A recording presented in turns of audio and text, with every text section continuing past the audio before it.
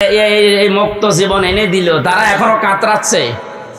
আর যে মানুষগুলোর কিছু হয়নি এরা আন্দাজে লাফাচ্ছে যে না সব বন্ধ করে এখন আমাদের এই জিনিস দাও। এরা আর এক জালেম। কথা বলেন, আমান আযলামু মিম্মান মানাআ মাসাজিদাল্লাহি আন ইউযকারা ফিহা ইসমুহু ওয়া সাআ ফি খারাবিহা ইলা আখির আয়াত সূরা বাকারা। না বিভিন্ন জায়গায় কাদা আছে, থাক, এভাবে শোনা যাচ্ছে না? এভাবে শোনেন ভাই, একটু পরে আজান দেবে, এইভাবে শোনেন। আমি গতানুগতিক কথা বলি না, আমি যা বলি ওখান থেকে শিক্ষা নিয়ে আসি। ভালো করে খেয়াল করেন তো, এই যে 2700 মানুষের জীবনের বিনিময়ে তাদের আহত হওয়ার পরিবর্তে আমরা এই মুক্তভাবে এই ময়দানে এখন কথা বলছি। বাংলাদেশ জামাত ইসলামী কুষ্টিয়া জেলা শাখার উদ্যোগে কয়েকদিন আগে এই যে কুষ্টিয়া শহরের এতিমখানায় 500 আলেমকে দাওয়াত দিয়েছিল, সব ঘরনার, সবাই এসেছিল কম বেশি। 2.5-3 ঘন্টা একাধারে আলোচনা হয়েছে আলেমদের। কোনো বাধা নেই, কোনো পাহারাদার নেই, কোনো সিকিউরিটি লাগে নাই। অথচ আগস্টের 5 তারিখের আগে এরকম 500 না 5 জন এক জায়গায় হলে কত রকমের মামলা হয়ে যেত। আপনি টের পাচ্ছেন কোথা থেকে আল্লাহ কোথায় এনে দিয়েছে? এই বাস্তবতা যাদের জন্য, তাদের খোঁজ খবর নিতে যাও না। এদের জন্য এখন মসজিদে দোয়া হয়, কোরআনে কারিমের দাস হয়, সেগুলো এখন অনেকে উল্টাপাল্টা ফতোয়া দিয়ে বন্ধ করার চেষ্টা করছে। আমাদের জেলায় না শুরু হলেও আশপাশ জেলায় অনেককে বলছে আমান আযলামু মিম্মান মানাআ মাসাজিদাল্লাহ। আল্লাহ বলেন বড় জালেম দেখতে চাও? আমরা তো অধিকাংশ মানুষ মনে করি আয়না ঘর যারা তৈরি করেছিল ওরা বড় জালেম। হ্যাঁ, মাস্ট বি, ওরা বড় জালেম। ওদের চাইতে আল্লাহর কাছে বড় জালেম ওইটা যে লোকটা আল্লাহর ঘর মসজিদে তার নাম, তার জিকির, তার আলোচনা করতে বাধা দেয়। এগুলো এখন নতুন ভাবে অনেকে তৈরি করার চেষ্টা করছেন। আপনি থামেন। ওকে আল্লাহ কিন্তু বড় জালেম বলে নাই, আপনাকে বড় জালেম বলে ইঙ্গিত দিয়েছে। কোরআনে কারিমের সূরা বাকারা 1 নাম্বার পারা 18 নাম্বার পৃষ্ঠা 17 নাম্বার পৃষ্ঠা 3 নাম্বার লাইনে আছে যে আল্লাহর দৃষ্টিতে বড় জালেম ওই লোকটা যে আল্লাহর ঘর মসজিদে আল্লাহর কোরআনের কথা, আল্লাহর নামের কথা, জিকিরের কথা বলতে দেয় না। এটা যাতে রেকর্ড হচ্ছে, কালকে সারা দেশে যাবে। সবাইকে আমি আহ্বান জানাচ্ছি আপনারা থামবেন। এত বড় কঠিন জুলুমের ভেতরে ওই 17 বছরে আল্লাহর ঘর মসজিদে কেউ কোরআনের কথা বাধা দিতে সাহস পায়নি। আপনি সাহস পাচ্ছেন কোত্থেকে? সুতরাং আপনি থামবেন, নয়তো জালেমরা যেমন মুসলমানদের শত্রু হয়ে বিদায় নিয়েছে, আপনিও শেষ পর্যন্ত শুধু মুসলমানদের না আল্লাহর টার্গেটে পড়বেন। কারণ জালেমরা টার্গেট কার? এটাকে আমি বানালাম? বলেন। কোরআনে কারীম জানিয়েছে ইন্নামাস সাবিলু আলাল্লাযিনা ইয়াযলিমুনান নাস ওয়া ইয়াবগুনা ফিল আরদি বিগাইরিল হক উলাইকা লাহুম আযাবুন আলীম। সূরা শুরার 42 নাম্বার আয়াতে আছে, আল্লাহ বলেন অবশ্যই আমি আল্লাহ নিজে বাদী হব, মামলা দেব, কেস করব। টের পাচ্ছেন কত ওজনওয়ালা শব্দ এটা? আল্লাহ নিজে মামলা দায়ের করবে, নিজে কেস করবে তাদের বিরুদ্ধে। ইয়াজলিমুনান নাস, যারা মানুষ হয়ে মানুষের উপরে জুলুম করছে। আল্লাহ পাক ইয়াজলিমুনাল মুসলিমুনা দেয়, নিজে যারা মুসলমানদের উপরে জুলুম করেছে তারা আল্লাহর মামলার আসামি না। ইয়াজলিমুনান নাস এটা বহু, ইয়াজলিমুনা এটা মুজারে, বর্তমান, ভবিষ্যৎ, প্রেজেন্ট, ফিউচার। এখন যারা জুলুম করছেন, ভবিষ্যতেও যারা করবেন, আপনি কিন্তু এদেশে হামজার মামলার আসামি না, আপনি সরাসরি আল্লাহর মামলার আসামি। আমি আপনাকে বাঁচাতে এসেছি, এরপরও যদি উল্টা বোঝেন নিজের কপালে নিজে আগুন লাগাবেন। আমার কথার অর্থ বুঝতেছেন নাকি আন্দাজে ঠিক বলেন? আলহামদুলিল্লাহ। সুতরাং আবার আহ্বান জানাচ্ছি, বৈষম্য বিরোধী ছাত্র আন্দোলনের সংস্কার করার জন্য যারা উদ্যোগ নিয়েছিল, যাদের দায়িত্ব আমরা দিয়েছি, আপনারা খুব তাড়াতাড়ি করেন। কারণ এই জালেমরা যতদিন পর্যন্ত এখানে থাকবে ততদিন পর্যন্ত নতুন ইস্যু তৈরি করার চেষ্টা চালাবে। যারা পৃথিবী শান্ত হয়ে যাওয়ার পরও অশান্ত করার জন্য চেষ্টা চালায়, এই মানুষগুলো আয়াতের দ্বিতীয় শব্দে তারা আল্লাহর মামলার আসামি। ওয়ায়াবগুনা ফিল আরদি বিগাইরিল হক। পৃথিবী শান্ত হয়ে যাওয়ার পরে যারা অশান্ত করার জন্য বিদ্রোহ করে বেড়ায়, সংখ্যালঘুর নাম নিয়ে যা শুরু করেছিলেন, আমিরে জামাত অলরেডি ঘোষণা দিয়েছে এদেশে কোনো সংখ্যাগুরু নেই। সুতরাং এই ইস্যু বাদ দেওয়া লাগবে। এদেশে সংখ্যালঘু আছে না? নেই। এদেশে সে জন্ম নিয়েছে সে এদেশের বৈধ নাগরিক। আমি আমির হামজা ৯৬% মুসলমানদের ভেতরে যেমন অধিকার পাবো একজন হিন্দু ৪% তাতে কি সে একই অধিকার পাবে? কথা বলছেন? এটা যখন বুঝে ফেলেছে, দেখছে না এ তো হালে পানি নাই না, ওটা বাদ দিয়েছে। এরপরে নামিয়েছে ডাক্তারদের, ওটাও পারছে না। এরপরে নামিয়েছে আনসারদের, ওটাও যখন পারে না, আমার মনে হয় ওদের যা চরিত্র কিছুদিন পরে গলন্দ ঘাটের এই বেশ্যাদের নামাবে। খুব সাবধান থাকা লাগবে। আমি একটু খোলামেলা বলে ফেললাম, কারণ চরিত্র ওদের ওইরকমই, ওদের যা চরিত্র ওই রকমই। ঈমান যাদের ভেতরে আছে তারা ৩টা কাজ কখনো করতে পারে না, এটা কোরআনে কারীম জানিয়েছে। সূরা ফুরকানের ভেতরে আছে ১৯ নম্বর পারার ৪ নম্বর পৃষ্ঠা ১৪ নম্বর লাইনে। আপনি বাড়িতে যে তাফসীর মিলিয়ে দেখবেন, ঈমান যাদের আছে কয়টা কাজ করতে পারে না? আরো জোরে, এই ৩টা কাজ যদি করে ফেলে তাদের শাস্তি আল্লাহ দেবেন ডবল। এই এখানে গল্প বন্ধ করো, একেবারে নড়াচড়াও বন্ধ। ওয়াল্লাযীনা লা ইয়াদউনা মা'আল্লাহি ইলাহান আখার। আল্লাহ পাক বলেন, ঈমান যাদের আছে পৃথিবীতে তারা আল্লাহ বাদে অন্য কাউকে ডাকতে পারে না। এটা অন্যান্য জেলার কথা বাদ দিলাম, আমাদের জেলাতে এখন আস্তে আস্তে তৈরি হয়েছিল রাষ্ট্রীয়ভাবে, অনেকে নিজের অর্থ দিয়ে হলেও এই কাজটা প্রতিষ্ঠিত করার চেষ্টা চালাচ্ছিল।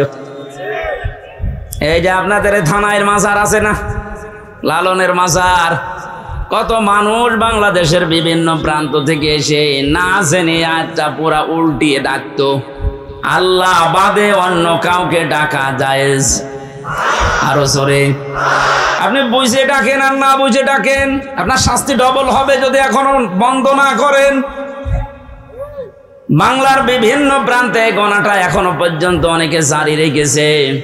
গত পরশুদিন চট্টগ্রামের নূরে বাংলা আর ওই যে জাঙ্গি হুজুর এমন পিটানি খেয়েছে, ইসলামের নাম নিয়ে শয়তানগুলো আল্লাহর নামটা পুরা পাল্টিয়েছে। ওরা আল্লাহর নামে কিছুক্ষণ জিকির করার পরে পরে ইয়ালি বাবা, শালি বাবা, আগলা বাবা, পাগলা বাবা আন্দাজে জিকির বানাতো। তাহলে কোরআনের আয়াত অনুযায়ী আল্লাহর পাশাপাশি অন্য কাউকেও যারা ডাকে তাদের শাস্তি হবে ডবল। আরো জোরে, কি সুন্দরভাবে মিলিয়েছে দেখেছেন। কোরআনে কারীম জানিয়েছে, ওয়ালিল্লাহিল আসমাউল হুসনা ফাদউহু বিহা ওয়াযারুল্লাযীনা ইলহিদুনা ফি আসমাই ইলা আখির আয়াত। সূরা আরাফ ৯ নম্বর পারার ১৩ নম্বর পৃষ্ঠার ৫ নম্বর লাইনে আছে, এটা ১৭৯ নম্বর আয়াত। আল্লাহ পাক বলেন, আমি আল্লাহর অনেক সুন্দর সুন্দর নাম আছে, যে নামে পারো আমাকে ডাকো, কিন্তু সাবধান, আমার নামের সাথে যারা ইলহাদ করে, আমার নামকে যারা পরিবর্ধন করে দেয়, নামের সাথে উল্টা পাল্টা কিছু জুড়ে ডাকে, তাদের সাথে ডাকবা না। আমি এত গভীরে যেতাম না, শুধু রেকর্ড হচ্ছে কারণে বলছি, সারা দেশে কালকে ছড়াবে। আপনারা সাবধান। ঈমান যাদের আছে তারা যেহেতু ৩টি কাজ করতে পারে না, আর তারা যদি করে ফেলে তাদের কিন্তু ডবল শাস্তি হবে।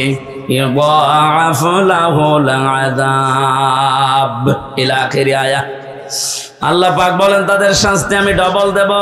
১ নম্বরের গোনা পেলাম যারা আল্লাহর সাথে অন্য কাউকে ডাকে। ২ নম্বরে ওয়াল্লাযীনা লা ইয়াদউনা মা'আল্লাহি ইলাহান আখারা, আল্লাহর সাথে যারা অন্য কাউকে ডাকছেন এখনই আপনি থেমে যাবেন।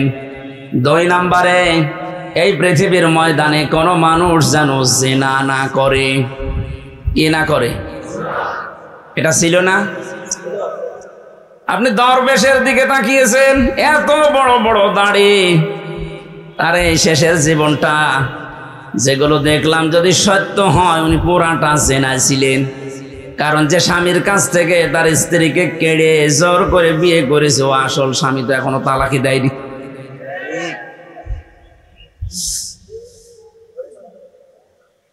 আমাদের সাবধান থাকা লাগবে। আমাদের ঈমান যাদের ভেতরে আছে এরকম কোন গুনাহ যেন আমাদের ভেতরে না আসে। মুমিন মরে যেতে পারে কিন্তু জিনা করতে পারে না। শুধুমাত্র লজ্জা স্থানের জেনাটাই জেনা না, হাতের জেনা আছে, মুখের জেনা আছে। হাতের জেনা কি? কোন বেগানা মহিলাকে আপনি হাত দিয়ে যদি স্পর্শ করেন জেনা করার গুনাহ হবে।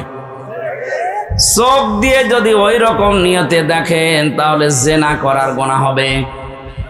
অন্তরে যদি ওরকম কোন ধারণা নিয়ে আসেন জেনা করার গুনাহ হবে। জেনা করলে শাস্তি কয়টা বললাম? ডবল। বলেন, আরো জোরে বলেন। আমরা যেন মেনে নিতে পারি এরকম মন মানসিকতা আল্লাহ আমাদের দান করুন। বলেন আমিন।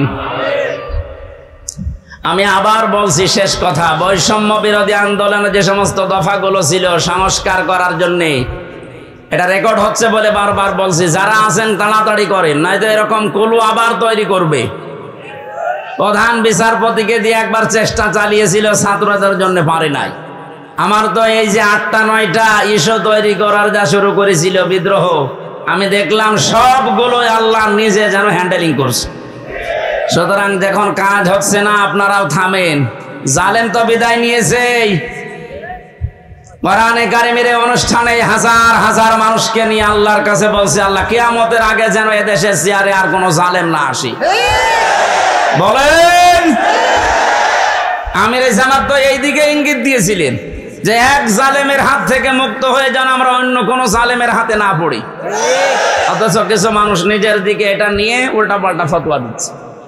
আরে ভাই, আপনার নাম বলেছে, তাহলে আপনি নিজে অবশ্যই ঠাকুর ঘরে কে রে, আমি তো বলা খাই। আপনার নাম বলেছে যে আপনি এই চেয়ারে বসলে আপনি জুলুম করবেন, তার মানে আপনি করবেন, এজন্য আপনার ভয় হচ্ছে। ওনার দূরদর্শিতা সম্পর্কে আপনি জানেন না, তাই উল্টা পাল্টা ধারণা করেন। আমি ওইদিকে আর গেলাম না। সুতরাং আমরা যেন সাবধান থাকি। দরুদ পড়ছি আমাদের নবী মুহাম্মদ রাসূলুল্লাহর উপরে, যাকে আল্লাহ কোরআনে বিশেষভাবে 7টা নাম ধরে ডাক দিয়েছিলেন। তার 1 নম্বরে নাম ছিল ইয়াসিন। নাম কি? এখানে কুমারখালী ফাজিল মাদ্রাসা এবং আশপাশের দাখিল আলিম মাদ্রাসার কত সুপার সহ সুপার মাওলানা বসে আছে। ইয়াসিন এটা আল্লাহর ঘোষণা দেওয়া শব্দ। ইয়া হরফে নেদা, ইয়া মানে হে, সিন মানে সাজ্জেদ, সাজ্জেদ মানে নেতা। তাহলে আল্লাহর ঘোষণা দেওয়া নেতা এই পৃথিবীতে মাত্র একজন। কয়জন? এ শব্দের ব্যাখ্যা করতে গিয়ে তাফসিরে কাবির আল্লামা ফখরুদ্দিন রাজি রহমতুল্লাহ আলাইহি লিখেছেন, ইয়াসিন শব্দের 5টা অর্থ আছে। ইয়াসিন মানে সাজ্জেদুল আলামিন, সাজ্জেদুল বাশার, সাজ্জেদুল কাউনাইন, সাজ্জেদুল আম্বিয়া, সাজ্জেদুল মুরসালিন। তার মানে আল্লাহ বোঝাতে চেয়েছেন, পৃথিবীর মানুষেরা যদি মনে করো যে আমি পৃথিবীতে বাস করি, নবীকে আমার মানাই লাগবে, অন্য কোন জগতে গেলে আর মানা লাগবে না। না, ইয়াতানাজ্জালুল আমরু বাইনাহুন্না, প্রত্যেকটা আসমানে আমার আল্লাহর বিধিবিধান নাজিল হচ্ছে। ওই সমস্ত সৃষ্টির জন্য আলাদা বিধান আছে। কেউ যদি মনে করে আমি মঙ্গল গ্রহে বাস করি, আমি চাঁদের দেশে থাকি, আমার তো ওখানে নবীকে নেতা মানা লাগবে না, আদর্শ মানা লাগবে না। না, এই জন্য সাজ্জেদুল আলামিন দিয়েছেন বহু বচন। আপনি যে কোনো গ্রহে বাস করেন না কেন, সেখানে মুহাম্মদ রাসূলুল্লাহকে আপনাকে নেতা মানাই লাগবে। এই শব্দটা আমি কয়েকবার উচ্চারণ করলাম, খেলা করার জন্য না। আলেমরা বসে আছে, আহ্বান জানাচ্ছি তাদেরকে। আল্লাহর ঘোষণা দেওয়া নেতা যেহেতু একজন, এই জন্য এই নেতাকে মেনে নেওয়া নামাজের মতো ফরজ। এক কথা বলেন, এটা যারা ঠিক করতে পারছেন না, আপনার নামাজ হবে না। কারণ কিয়ামতে যে বিচারের সিস্টেমগুলো, ধাপগুলো আমরা দেখেছি, কিয়ামতের সর্বপ্রথম মানুষকে আল্লাহ তার নিজের সামনে যখন দাঁড় করাবেন, 10 জন 20 জন 50 জন না, প্রতিটি মানুষকে আল্লাহ নিজের সামনে দাঁড় করাবে স্রেফ একা একা। ওয়াকুল্লুহুম আতিহি ইয়াউমাল কিয়ামাতি ফারদা। আল্লাহ পাক বলেন সূরা মরিয়মের 95 নম্বর আয়াতে আছে, কিয়ামতে প্রতিটি মানুষকে তার সামনে আল্লাহ দাঁড় করাবেন স্রেফ একা একা। কয়জন করে বলেন বলেন? আপনি এটা নিজের সাথে এখন মিলান তো। আর রাজনৈতিক ভাবে আপনার পরিচয় আলাদা আলাদা আছে, আপনি তো মানুষ, মিলান এই আয়াতটা। এখনই ময়দানে মাশার কায়েম হয়ে গেছে।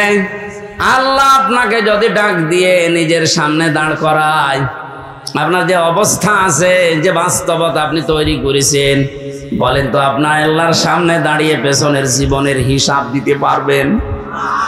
বলেন। আমি একা একা থাকলে মাঝে মাঝে ভাবি, আল্লাহ তুমি যদি বলো হামজা 2024 সালের আগস্ট মাসের 31 তারিখ পর্যন্ত তোরে মাফ করে দিলাম, যা। শুধু সেপ্টেম্বরের 1 থেকে 5 তারিখ, এই 5 দিনের হিসাব দিয়ে তুই জান্নাতে চলে যা। আমার যা ইমান আমল, আমার যা বাস্তবতা, আমার তো মনে হয় 5 দিনের হিসাব দেওয়া সঠিকভাবে সম্ভব না। আপনারা পারবো না? আপনারা পারবো? কাবা শরীফ যখন তাওয়াফ করে মানুষ, এই যে হাজী সাহেব বসে আছে, কত 6টা চক্করে মানুষ বলে আল্লাহকে, আল্লাহুম্মা ইন্না আলাইয়া হুকুকান ফীমা বাইনি ওয়া বাইনিকা। হে আল্লাহ তুমি আমার মালিক, আমি তোমার গোলাম, দাস, ভৃত্য, সার্ভেন্ট যাই বলেন, এ পরিচয় দিচ্ছে যে তুমি আমার মালিক, আমি তোমার দাস। দাস হিসাবে তুমি আমাকে সব কিছুই তো দিয়ে দিলে, আমাকে নেই থেকে হামজা বানিয়েছ। আমি তো উল্লেখ করার মতো কিছু ছিলাম না, অথচ আজ হামজা হয়ে বসে আছে হাজারো মানুষের সামনে। এখানে অবদান পৃথিবীর কারণে, সব অবদান শুধু তোমার। আমার মা বাবার অবদান আছে কি? তারা শুধু বিছানায় ছিল, এই শেষ। বাকি যা করার নেই থেকে শুরু করে এ পর্যন্ত সব করেছে কে? আরো জোরে। আমার বাড়ি, গাড়ি, নারী যা লাগে আল্লাহ তুমি সব দিয়েছো আমাকে বান্দা হিসাবে, কিন্তু তুমি যে আমার মালিক, আমার কাছে তো তোমার কিছু পাওনা আছে। গোলাম হিসাবে আমি তোমার কিচ্ছু দিতে পারি নাই। তবে কাবার সামনে আমার 6টা চক্কর চলছে, একটা কথা আমি বলতে পারি, আমার কিচ্ছু নেই দেওয়ার মতো। এই জন্য বলছে আল্লাহ তুমি আমারে মাফ করে দাও। কিয়ামতের কঠিন এই বিচারের ময়দানে মানুষকে আল্লাহ স্রেফ একা তুলবেন, কোনো উপায় নেই এই মাপ পাওয়া ছাড়া। কারণ আল্লাহর বিচারে যদি আল্লাহ অবিচার করে কেউ বাঁচবে? যদি ন্যায় বিচার করে, হ্যাঁ? না না, আল্লাহর বিচারে তো অবিচার নেই। ন্যায় বিচার করলেও কোনো মহারথী ক্ষমা পাবে না। কারণ আল্লাহ ন্যায় বিচার করে যদি বলে শুধু 1 গ্লাস পানির হিসাব দিয়ে যা, আপনি পারবেন না। আল্লাহর বিচার থেকে বাঁচার জন্য একটা পদ্ধতি আছে, যে আল্লাহ তুমি মাফ করে দাও। আল্লাহ যেন শেষ পর্যন্তটা আমাদের জন্য কবুল করেন, বলেন আমিন। কুষ্টিয়াবাসী হযরতে হামজার এই টুকরা টুকরা অংশগুলো যখন নিয়ে এসে এক জায়গায় করেছিলেন, নবীজি দেখলেন কয়েক টুকরা পাওয়া যাচ্ছে না, যতটুকু পাওয়া যায় লাশটা সাজিয়ে রেখে দিয়েছিল সামনে। নিজের চাদরটা খুলে মাথা থেকে হাঁটু পর্যন্ত ঢাকা ছিল, বাকিটা আর ঢাকা যায় না। পাহাড়ের লতা পাতা দিয়ে নবীজি নিজে নিচের অংশটুকু ঢেকে দিলেন, কবরে দিলেন, ডাক দিয়ে বললেন মাবুদ, হে আমার চাচা হামজা, জন্মের আগে আমার বাবাকে আমি হারিয়েছি, জন্মের কিছুদিন পরে আমার মা চলে গেছে, দাদার আন্ডারে ছিলাম, তিনিও চলে গেলেন। এ পৃথিবীতে সবচাইতে বেশি কষ্ট যারা আমার জন্য সহ্য করেছিলেন তার ভেতরে এই লোকটা একজন। তুমি আমাকে নবী বানিয়েছো, রাসূল বানিয়েছো, আমি সাক্ষী দিচ্ছি চাচার উপরে আমি এখনো পর্যন্ত রাজি আছি। তোমাকে আমি আহ্বান জানাই, মাবুদ তুমি আমার চাচার উপরে রাজি হয়ে যাও। কথাটা শুনতে যত ছোট মনে হচ্ছে, এ ব্যাপকতা কিন্তু অনেক বেশি। বিশ্ব নবী নিজে দাঁড়িয়ে বলছে, আল্লাহ এ চাচার উপরে আমি রাজি আছি, এখনো পর্যন্ত খুশি আছি, আল্লাহ তুমি নিজেও রাজি হয়ে যাও। আল্লাহ খুশি না হয়ে পারবে? নবীজিতে কোনোদিন কথা বলা লাগেনি, শুধু মনের ভেতরে কামনা আসলেই কবুল হয়ে গেছে। অথচ আজকে নিজে তিনি দোয়া করছেন। কবর দেওয়ার 30 বছর পর একবার তার কবর ভেঙে গিয়েছিল মদিনায় ব্যাপক ঢলের কারণে।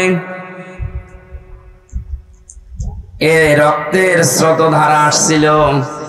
ছোটবেলায় যারা তার সাথে যুদ্ধ করেছিল আজকে তারা বড় হয়ে গেছে। এই মুরব্বী মানুষগুলো রক্ত অনুসন্ধান করতে গিয়ে দেখে 30 বছর আগে মুহাম্মদ রাসূলুল্লাহর চাচা হযরতে হামজা রাদিয়াল্লাহু তাআলা আনহু উহুদের ময়দানে জীবন দিয়েছিলেন। যেখানে যেখানে কাফেরেরা তাকে টুকরা টুকরা করেছে, ওই জায়গাগুলো দিয়ে ফিনকি দিয়ে রক্ত বের হচ্ছে। মুসলমানেরা যদি খাবার উনি না খাবে, আল্লাহ যে রিজকের কথা জানিয়েছেন, বালাহয়াউন ইনদা রাব্বিহিম ইউরসাকুন, তারা জীবিত এবং আমি আল্লাহর কাছে তারা রিজিক পায়। ওরা যদি রিজিকই না পাবে তাহলে আমার শরীর থেকে রক্ত আসলো কোত্থেকে? আমি 4 দিন আগে ছিলাম গাইবান্ধার গোবিন্দগঞ্জে। ওখানে সাব্বির নামে ইসলামী ছাত্র শিবিরের এক ভাই 1 মাস আগে শহীদ হয়েছিল। আজকে 5 তারিখ। গত মাসের 5 তারিখে শাহাদত বরণ করার পর প্রায় 26 দিন পরে কবরটা ভেঙে গিয়েছিল। যারা আমাকে নিয়ে গিয়েছে তারা বলছে ওই কবরে এখনো পর্যন্ত তাজা রক্ত বের হচ্ছে। এদের শাহাদত শব্দটা অনেক কঠিন এবং গুরুত্বপূর্ণ শব্দ। শাহাদত যারা বরণ করেছে এ মানুষগুলোকে মরে গেছে কখনো বলবেন না, এই জন্য তো শহীদ শব্দ লিখেছে। যারা মারা গেল, যারা শহীদ হয়ে গেল, এ মানুষগুলোকে মৃত বলতে মুখ দিয়ে আল্লাহ নিষেধ করে শুধু শেষ করেননি, মানুষ যেন ধারণাও না করে, এই জন্য ধারণার উপরও আল্লাহ দিয়েছেন নোটিশ। ওয়ালা তাহসাবান্নাল্লাযীনা কুতিলু ফি সাবিলিল্লাহি আমওয়াতা ইলা আখির আয়াত। সূরা আলে ইমরানের 169 নম্বর আয়াতের প্রথম অংশে আল্লাহ জানিয়েছেন, কোনদিন ধারণাও করবা না যে যারা শহীদ হয়েছে ওরা মারা গেছে। সুতরাং বৈষম্য দূর করার জন্য যারা জীবন দিয়ে গেল প্রায় 1000-এর উপরে ছাত্র ছাত্রী, সবগুলো যেন আল্লাহ শহীদ হিসাবে গ্রহণ করেন, বলেন আমিন।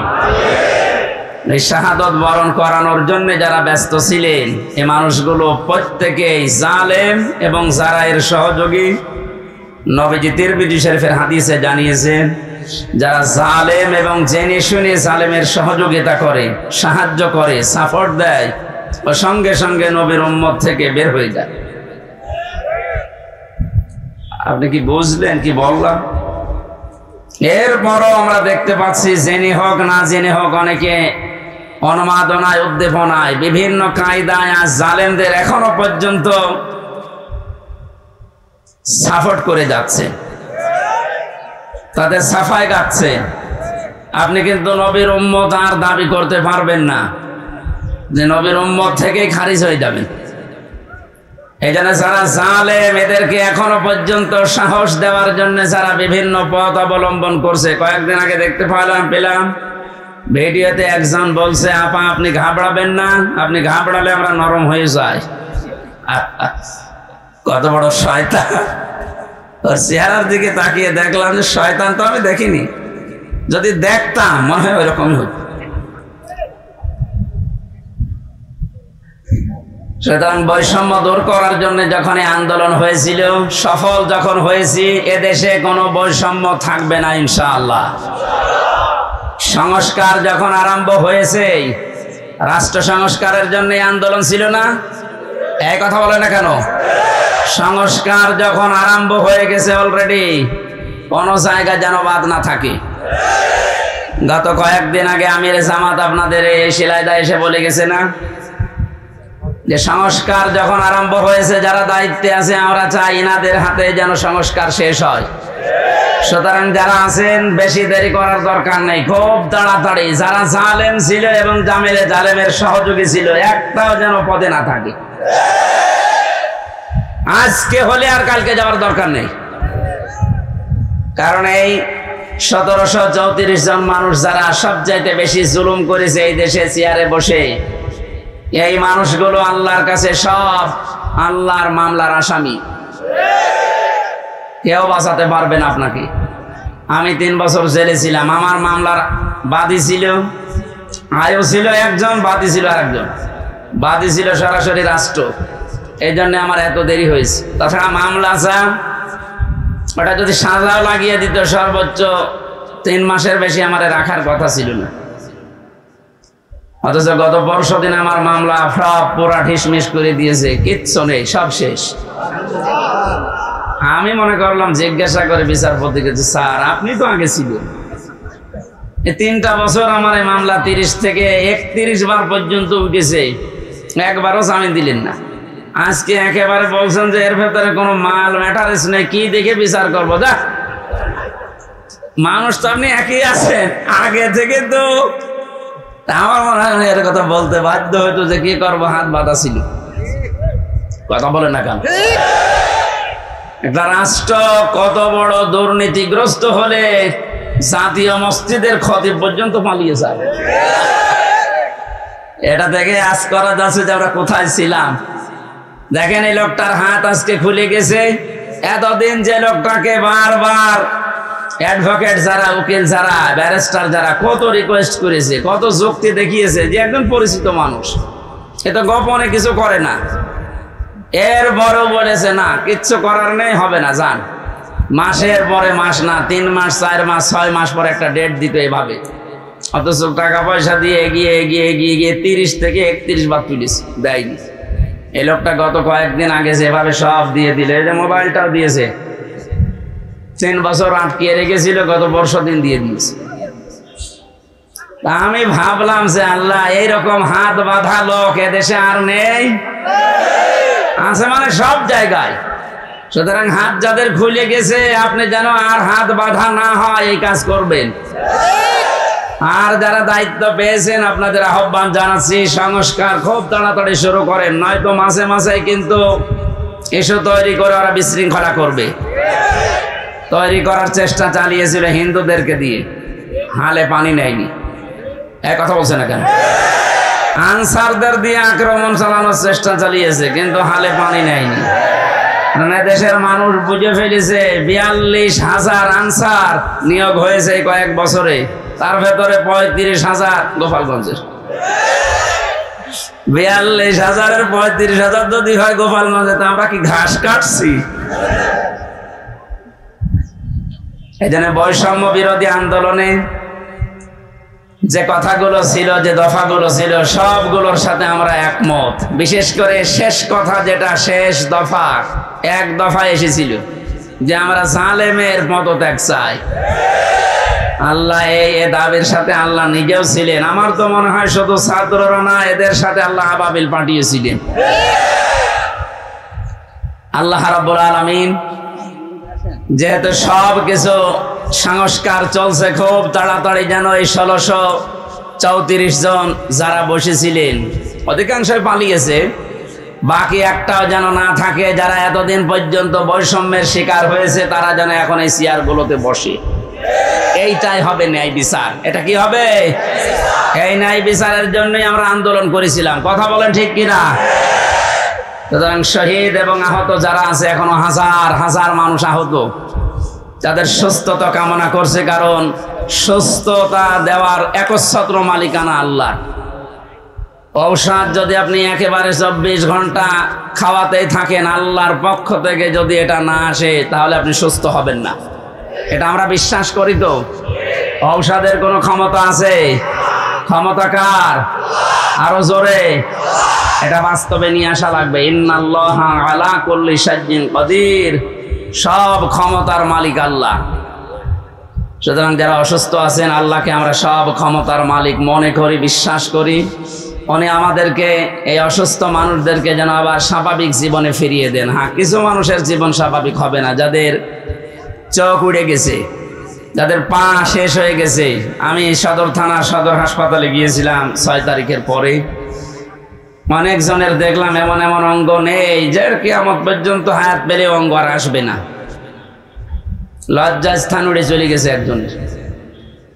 এটা আমাদেরকে মুক্ত জীবনে ফিরিয়ে দেওয়ার জন্য এত বড় স্যাক্রিফাইস যারা করেছে। বাংলাদেশে জামাত ইসলামী কুষ্টিয়া জেলা শাখার উদ্যোগে যে একটু সহযোগিতার হাত বাড়িয়েছিল, প্রত্যেকটি পরিবারে অন্তত 2 লক্ষ করে টাকা দিয়ে একটু দাঁড় করিয়েছে। এদেশে টাকাওয়ালা মানুষ আর নেই বলেন। এবার আসেন যে কথাটা বোঝার জন্য পর্যন্ত এসেছিলাম, কিয়ামতের বিচারের দ্বিতীয় ধাপে আল্লাহ এবার আর একা ডাকবেন না। ইয়াউমা নাদউ কুল্লা উনাসিন বিইমামিহিম। সূরা বানী ইসরাঈল 15 নম্বর পারার 8 নম্বর পৃষ্ঠা 3 নম্বর লাইনের 72 নম্বর আয়াতের প্রথম অংশে আছে। এটা ফি জিলালিল কোরআনের তাফসিরে আছে, বিস্তারিত আছে। আমি শুধু সামারাইজ করে বলছি। কিয়ামতে প্রতিটি মানুষকে এবার বিচারের দ্বিতীয় ধাপে আল্লাহ ডাকবে তার নেতার সাথে। এটা যদি রাজনীতি মনে করে কেউ চলে যান, আপনার কপালে আগুন লাগবে। আল্লাহর কসম, এটা শুধু দুনিয়ার সাথে না, আখিরাতের সাথে রিলেটেড। এই জন্য আমি একটু তুললাম, নয়তো বলতাম না। কিয়ামতের ময়দানে আল্লাহ যখন মানুষকে তুলবে, প্রতিটি মানুষকে এবার দ্বিতীয় সিস্টেমে তুলবে তার নেতার সাথে। কার সাথে? কুমারখালীবাসী আগে নেতা, এরপরে কর্মী।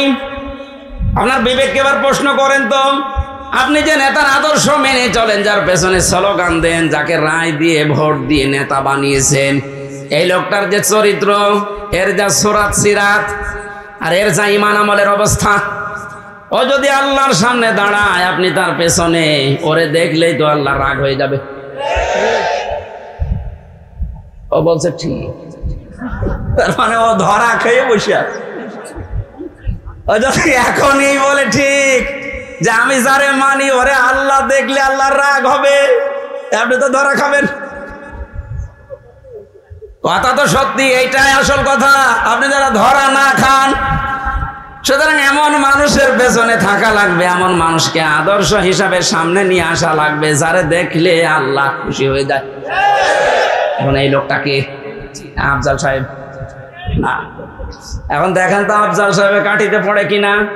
সারা নেশা 5 নাম্বার বারা 6 নাম্বার পৃষ্ঠা 9 নাম্বার লাইনের 59 নাম্বার আয়াতের প্রথম অংশে আছে, ইয়া আইয়ুহাল্লাযীনা আমানু আতিউল্লাহা ওয়া আতিউর রাসূলা ওয়া উলিল আমরি মিনকুম।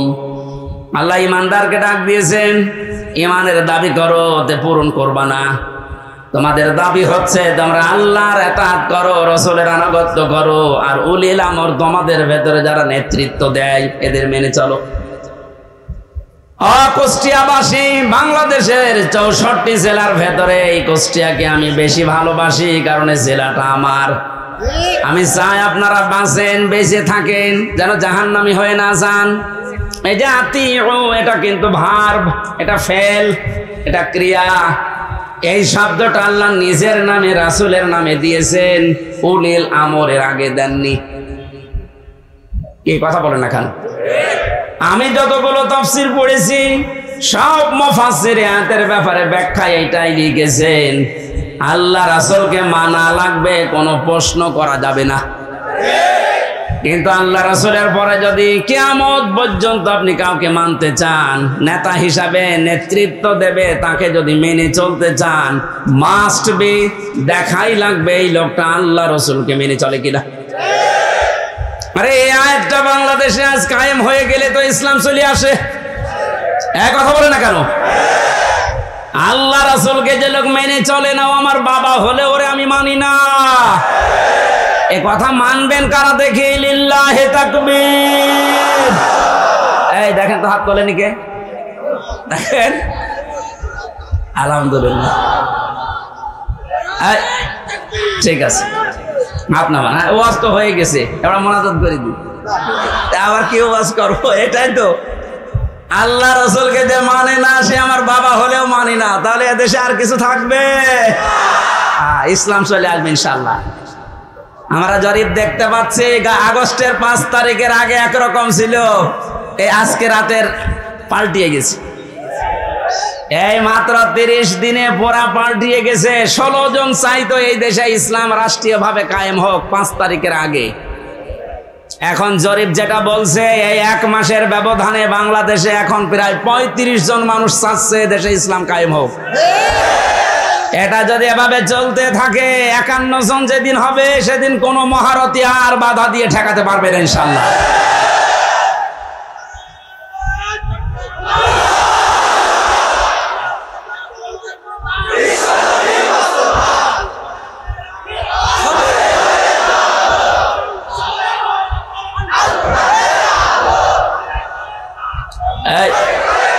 একটু কথা বলতে দেন।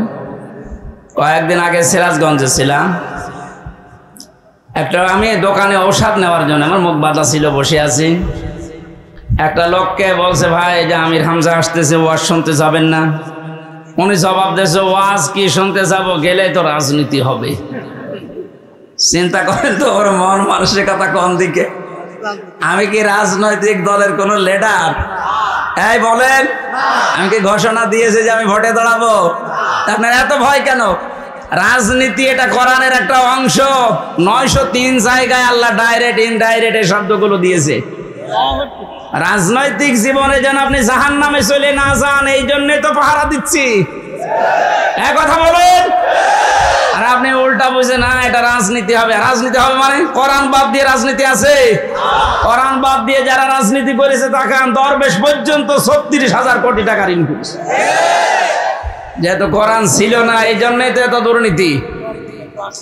কোন জায়গায় যেন এই দুর্নীতি আর ফিরে আসতে না পারে। আল্লাহ রাব্বুল আলামিন নবীকে ডাক দিয়েছিলেন কয়টা নাম ধরে? 7টা। কয়টা? 7টা নামে ডাক দিয়েছেন পুরা কোরআনে। আর 1 নম্বরে হচ্ছে ইয়াসিন।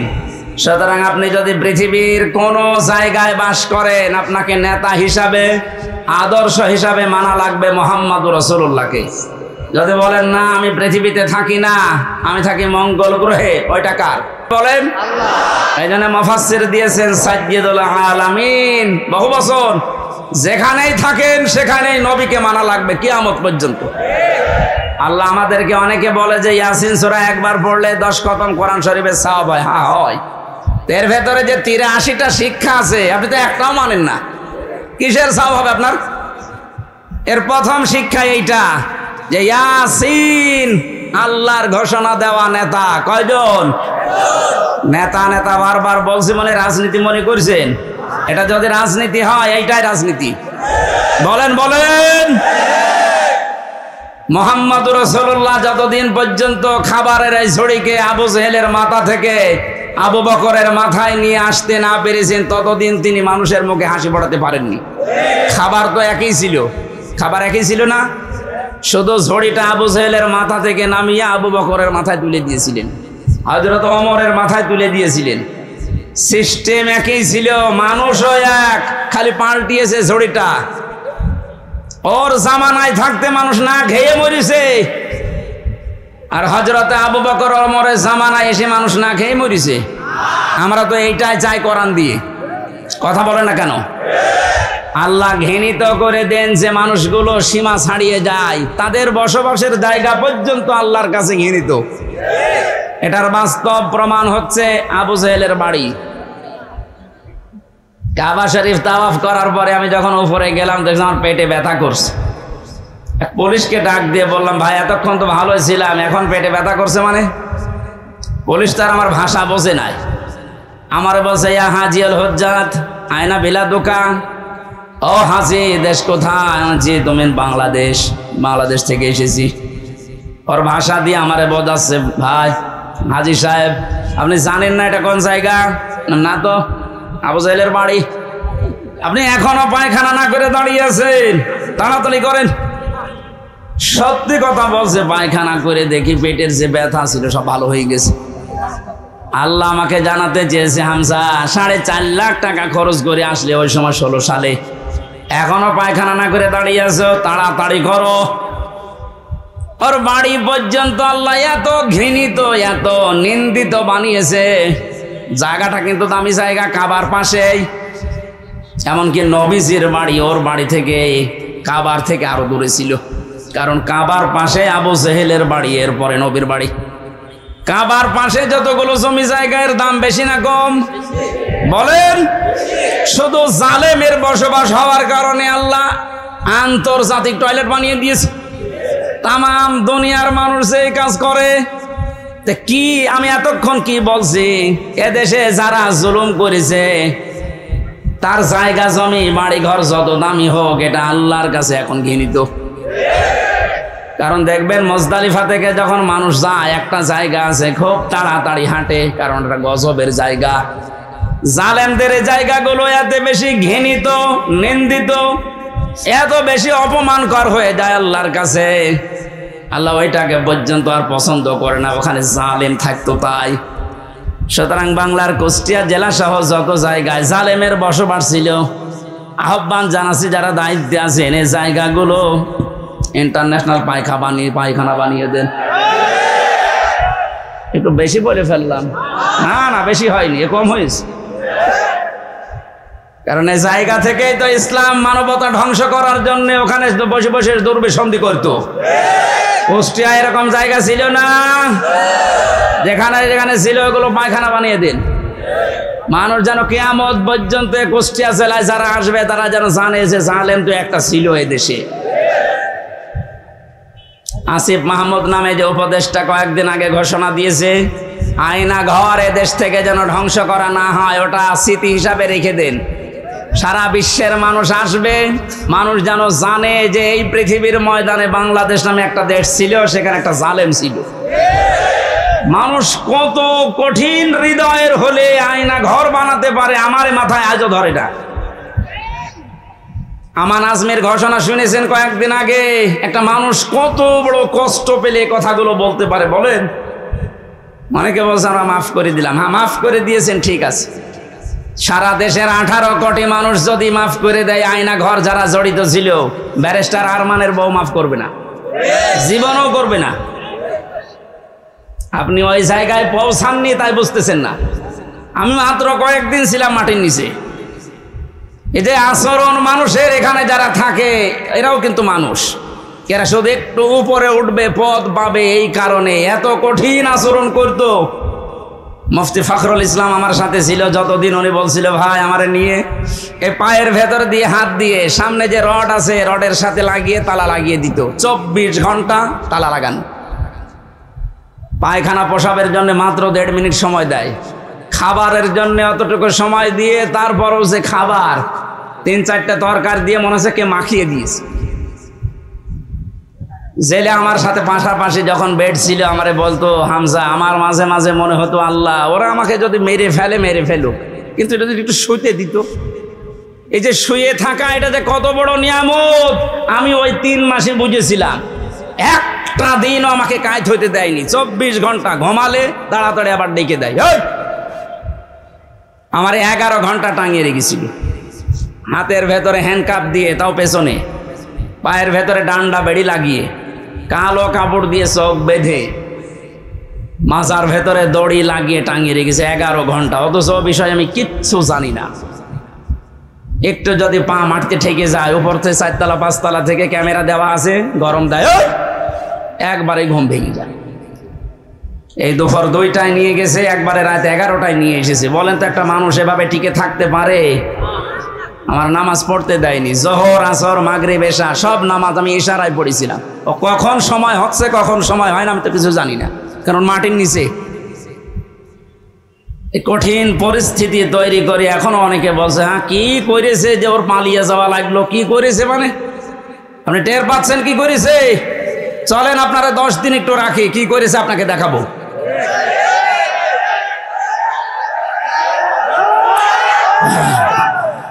এই জন্যই তো জালেমের বিরুদ্ধে হামজার মামলা না, মামলা কার বলেন? সুতরাং এই দেশের জালেমেরা এরা কিন্তু টার্গেট হামজার না, এ টার্গেট আল্লাহর। এই জন্যই তো এত ভয়। যেদিন আমার রায় দিয়ে পুরা মামলা ঢিসমিস করে দিয়েছে, ওই দিন আমার মামলার রায়কে কল দিয়েছিলাম। এতদিন ওরে আমি স্যার বলতাম, এখন দেখছি উল্টা করে আমারে স্যার বলছে। কি হয়েছে? হুজুর মাফ করে দেন। মাফ করে দেন মানে আমারে ধরার পর আমার বাবার কাছ থেকে বলেছিলেন যে আর মামলা দেব না, 50 লাখ 10 লাখ টাকা দিন। আমার বাবা তো গ্রাম্য মানুষ, সঙ্গে সঙ্গে 8 লাখ টাকা দিয়েছে। ওই টাকাটা ফেরত দিন। আপনি মাফ চাচ্ছেন, টাকাটা আগে ফেরত দিয়ে যান, তারপরে মাফ হবে। এই কাউন্টার টেররিজমের যে কয়টা দায়িত্বশীল ছিল, এগুলো মানুষের মধ্যে পড়ে না, এগুলো জানোয়ারের চাইতেও খারাপ। আমি নাম ধরেই বলছি, এই মনিরুল, এই আসাদুজ্জামান, ডিসি মান্নান, হারন তো 3 ইঞ্চি। ওর নাম মুখে উচ্চারণ করাও ঠিক না। এ শয়তান এত উপরে উপরে দেখা তো রিমান্ডে এসে মনে হয়তো তো ফেরেশতা, অথচ ভেতরে ভেতরে যে আলেমদের এত বড় ক্ষতি করিস। ওই যে ছোট হুজুর যেটা মাদানি, ও আমার সাথে প্রথমে 2 মাস ছিল। আমার বলছে হামজা ভাই আমারে নিয়ে গেল রাত 12:30টার দিকে, হাতের ছিলে পোড়া উলঙ্গ করিস আমারে, আমার হাতে সিগারেট ধরিয়ে দিস, আর 2 পাশে ব্যারিকেড দিয়ে কেন কোনো গাড়ি আসতে না পারে। একটা অর্ধ উলঙ্গ মেয়ে লোক কোথা থেকে নিয়ে এসে আমার পাশে দাঁড় করিয়েছে, ছবি তুলতেছে যে এটা সকালে ছেড়ে দেব, মানুষ বুঝবে দেশে যে হুজুর কত খারাপ। ও ছোট মানুষ, তো বয়স আমার সেম, আমার 32 ও 30। ওই সময় হাও মাও করে কাঁদছিল ওই ফাঁসির কন্টেম সেলের ভেতরে। আমার বলছে হামজা আমি তো একেবারে অসহায়, যে কেউ নেই। বললাম এক এসআইকে ডেকে, ভাই আপনারা যা করছেন এটাকে হারুন স্যার জানে না মানে উনি তো করছে। আচ্ছা, মজলুম অবস্থার দোয়া কবুল হয় আমার বিশ্বাস আছে। মন থেকে বড় দোয়া করলাম, আমার যা যা ওরা দেখেছে, আল্লাহ আমার সাথে যারা জড়িত এদেরকে তুমি ওইভাবে অপমান করো। আল্লাহ করায়নি। হারুনের রাস্তায় বের হওয়ার আর সম্ভাবনা আছে? ওর নাম এখন মানুষ হারুন ভুলে গেছে, ওর নাম এখন 3 ইঞ্চি। মহিলারা পর্যন্ত জিকির করছে 3 ইঞ্চি 3 ইঞ্চি। কত অপমান করবে আল্লাহ বলেন। সেদিন কুষ্টিয়ার জেলা আমির অধ্যাপক আবুল হাশেম সাহেব একটা আয়াতের ব্যাখ্যা করছিলেন আলেমদের সমাবেশে। অনেক জালেমরা মনে করেছিল যে জিয়ারে ছিলাম, এমন হয় আল্লাহ আমাদের ভালোবেসেই দিয়েছে। আমার কুষ্টিয়ার সদর থানায় যেদিন সে 11 সালে প্রথম গ্রেপ্তার করে, আমি সুদের বিরুদ্ধে বলেছিলাম, এই আমার অপরাধ ছিল। আমার শিবির করে, শিবিরের ক্যাডার রক কাটি বেড়ায় আন্দাজে। এগুলো নিয়ে যখন নিয়ে গেল, আমারে বলছে ওসি সাহেব, ওই সময় আসাদুজ্জামান নামে এক ওসি ছিল, গোপালগঞ্জে বাড়ি। আমারে বলছে হুজুর কুলিল্লাহুম্মা মালিকাল মুলকে তুতিল মুলকা মান তাশা, এই আয়াতের অর্থ বলেন তো। বললাম আল্লাহ যারে চায় তারে ক্ষমতা দেয়, যারে চায় নামিয়ে দেয়। আমারে বলছে এটা আপনি মানেন তো? মানে না মানে হাসিনা যে এখন আছে এটা আল্লাহ চেয়েছে, জায়গা মতো হাত দিয়েছে। শয়তান যাতে মাতাল হলো তাহলে ঠিক আছে, কোন দিকে নিয়ে গেছে দিয়েছেন। কথা শেষ করার পরে আমি যেটা এখান থেকে বের করতে পারি, ওনারা বোঝাতে চায় যে আল্লাহ আমাদেরকে দয়া করে, মায়া করে, মহব্বত করে, ভালোবেসে এই চেয়ারে রেখেছে। আমরা যা করছি এ কোনো অসুবিধা নেই, আল্লাহ আমাদেরকে। কথা বলে না কেন? সূরা আলে ইমরান 4 নম্বর পারার 12 নম্বর পৃষ্ঠার 7 নম্বর লাইনের 178 নম্বর আয়াতে আছে, ওয়ালা ইয়াহসাবান্নাল্লাযীনা কাফারু আন্নামা নুমলি লাহুম খায়রুল লিআনফুসিহিম ইন্নামা নুমলি লাহুম লিয়াজদাদু ইসমা ওয়ালাহুম আযাবুম মুহিন। ঠিক আছে, আল্লাহ পাক বলেন কাফেরেরা ধারণা করে যে ক্ষমতার চেয়ারে বিত্ত বৈভব, টাকা পয়সা, অর্থ সম্পদ আল্লাহ আমাদেরকে দিয়েছে ভালোবেসে মহব্বত করে। আল্লাহ পাক বলেন না, এগুলো এদেরকে দিয়েছি এদের পাপ যেন পরিপূর্ণ হয়ে যায়। পরিপূর্ণ হয়েছে না হয়নি? হয়েছে বলে আল্লাহ আয়াতের শেষে দিয়েছেন লাহুম আযাবুম মুহিন, তাদের জন্য আমি অপমানজনক শাস্তির ব্যবস্থা করে রেখেছি। এদেশে আলেমদের বিরুদ্ধে যারা সোচ্চার ছিল সবচাইতে বেশি এই কালামানিক, এত বড় অপমান আল্লাহ করেছে, ওর বিসি পর্যন্ত আউট করে দিয়েছে। সেদিন একটা অংশ থেকে যেন ডাবিং করে বলছে ওরা আমার বিসিতে মারলো কেন? আর কি অপমান হবেন আপনি? ও এখন যে অবস্থায় আছে আমার মনে হয় ওর মরে যাওয়া ভালো। কথা বলেন। এই জন্য আহ্বান জানাবো, যাদের নেতা ঠিক নেই, আদর্শ ঠিক নেই, আপনি ফিরে আসেন। আপনি কিন্তু জাহান্নামে যাচ্ছেন। আপনি যাই ভুল বোঝেন আর মনে করেন। আল্লাহ আপনাকে হেদায়েত দান করুন, আমিন। সূরা তাওবার 119 নম্বর আয়াতটা আমরা পড়েছিলাম। কোন সূরা? এর নামকরণ, শানে নজুল, ঐতিহাসিক প্রেক্ষাপট এবং বাস্তব 9টা শিক্ষা আছে আয়াতের। এবং এখান থেকে তাফসীর আকারে যে কথা বলতে আরম্ভ করব, এখন কি সময় পাবো? তো আজকে মাহফিল আছে ত্রিমোহনীর পাশে, ত্রিমোহনী, কুষ্টিয়া ত্রিমোহনীর পাশে। রাত্রে এসার পরে আমি উঠবো, আমার মনে হয় তাফসীর আকারে ওখানে কথা বলবো। আজকে আমাদের আব্দুল গফর সাহেব আছে প্রধান অতিথি, ওখানে আপনারা দাওয়াত দিয়ে গেলাম, যাবেন। খুব সংক্ষেপে করছি। ইয়া আইয়ুহাল্লাযীনা আমানু, আল্লাহ ইমানদারকে ডাক দিয়েছেন। আমরা ইমানদার না বেঈমান? আমাদেরকে আল্লাহ ডাক দিয়েছেন, ইত্তাকুল্লাহ, আমাকে ভয় করো। আল্লাহকে ভয় করলে 9টা ফল পাওয়া যায় দুনিয়ায়, আখিরাতে পাওয়া যায় 27টা। এই বিষয়ের উপর আজকে আমরা ওখানে কথা বলছি। আকুনু মা'আস সাদিকিন, তোমরা সত্যবাদীদের সঙ্গে থাকো কাজে এবং কর্মে। আল্লাহ রাব্বুল আলামিন বাস্তবে আয়াতটা আমি খুব ব্যাখ্যা করার জন্য সময় না পাওয়ার কারণে দুঃখিত। আগামীতে যেহেতু আজকেই এশার পরে ওখানে যাবেন, কোন মা'আস সাদিকিনের উপরে কথা বলবে ইনশাআল্লাহ। আল্লাহুম্মা আমিন। লা ইলাহা ইল্লা আনতা সুবহানাক ইন্নী কুনতু মিনাজ জালিমিন। আল্লাহ তাআলা তোমার কোরআনে কারীম থেকে যে কথাগুলো শুনেছি প্র্যাকটিক্যাল লাইফে আমল করার তৌফিক দাও। খ্যাতনামা ইসলামিক স্কলারদের বক্তব্য শুনতে আমাদের সঙ্গেই থাকুন। নিয়মিত আপডেট পেতে সাবস্ক্রাইব করে বেল বাটনে প্রেস করুন। Rosary 24. Enjoy the Holy Quran.